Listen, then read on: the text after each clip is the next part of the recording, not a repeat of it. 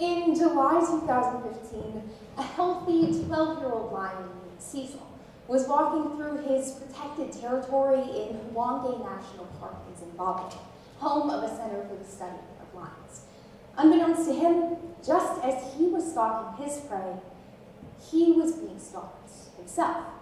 Since Cecil was in a wildlife conservation area, he was accustomed to seeing people viewing him from a distance.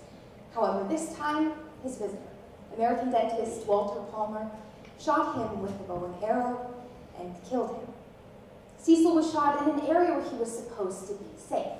This is a perfect example of the cruelty, triviality, and endangerment of trophy hunting.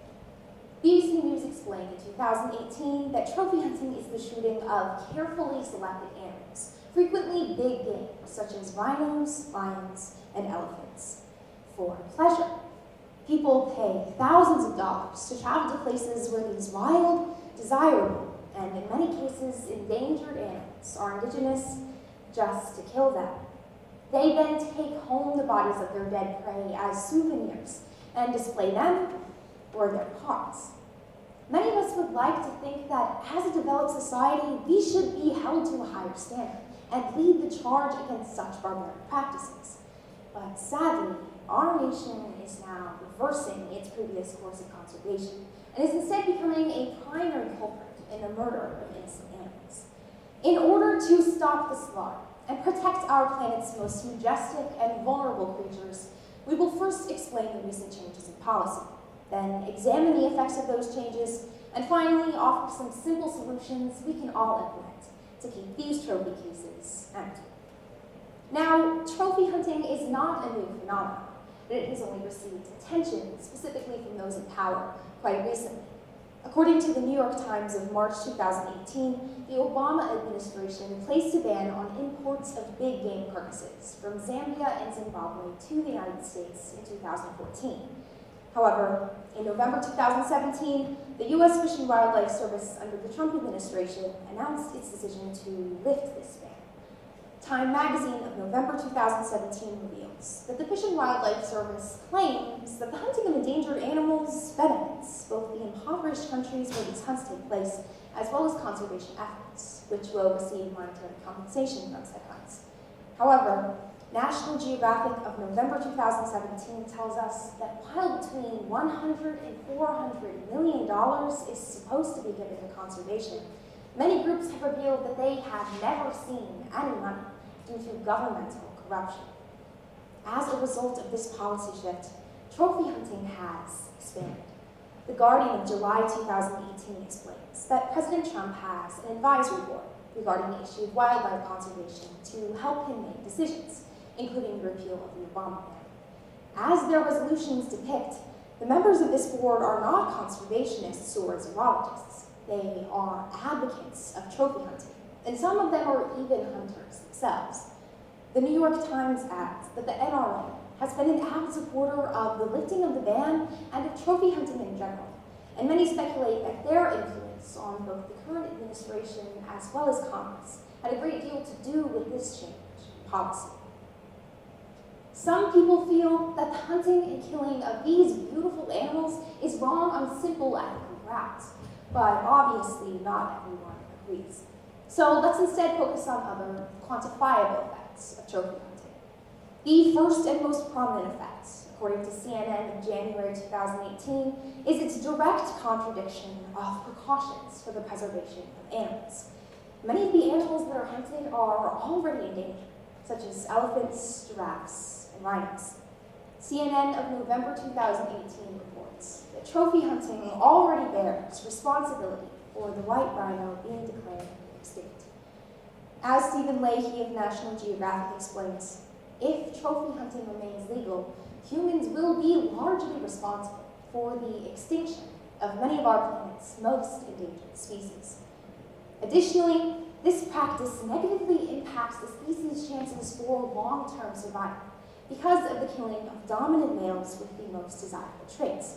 In nature, the weakest animals will be killed by predators rather than the strongest, who are often leaders. But when humans hunt, they do the exact opposite. They tend to kill the largest animals with the largest trophies, like horns and tusks, attributes that make them more successful at hunting, surviving, and breeding. This pattern is called evolution in reverse, or survival of the weak, and leads to the reduction of the important traits that contribute to a species' survival. Finally, the methods of trophy hunters make this practice even more barbaric. According to the Humane Society, hunters bait, trap, and sometimes even hunt their prey in captivity. This gives them even more of an advantage, leaving the animals without hope of escape or survival. Hopefully, by now, we can all agree that trophy hunting is a heinous practice that should be outlawed, but it won't be unless action is taken to stop it. First, we must realize that the vast majority of Americans recognize that trophy hunting is inhumane and harmful. A 2018 study conducted by the International Fund for Animal Welfare found that 82% of those polled support banning the hunting of lions for trophy sake, while 89% support a similar ban for elephants. While over 80% of Americans are strongly opposed to this practice, the government still initiated the lift of the ban. The policy simply doesn't correlate with popular opinion, which recognizes the atrocity of trophy hunting. This is where we come in. If our Congress will not stand up against this horrible act, then we need to. We must remind our elected officials that they are in Washington to reflect our needs and values. Consequently, they must support the ban of trophy hunting. Additionally, we can offer both our moral and financial support for this cause. There are multiple organizations online that collect signatures and funding to support reserves for the animals in danger. These include the International Fund for Animal Welfare and Change.org, a petition created by ambassadors of the United Nations.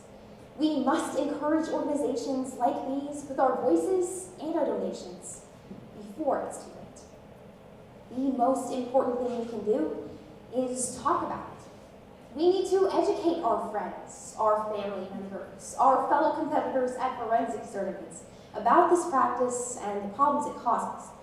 Though many Americans find the idea of merciless killing for parts awful, our nation is still not aware of the scope of this issue. People do not know that it contributes to endangerment, that it fuels corruption, that it is more cruel than a normal killing, or that it happens every single day. Like a great many things in life, hunting is a matter of perspective. Its proponents will argue that it's just a part of nature, that it's actually good for the animals, and that it benefits society at large. But beyond the views many hold that it is fundamentally cruel to animals, today we have seen the evidence that shows all that is wrong with the practice of trophy hunting. We've measured the scope of the issue, analyzed its harmful effects, and seen some tangible ways we can all make a difference in protecting the lives of these beautiful and vulnerable creatures.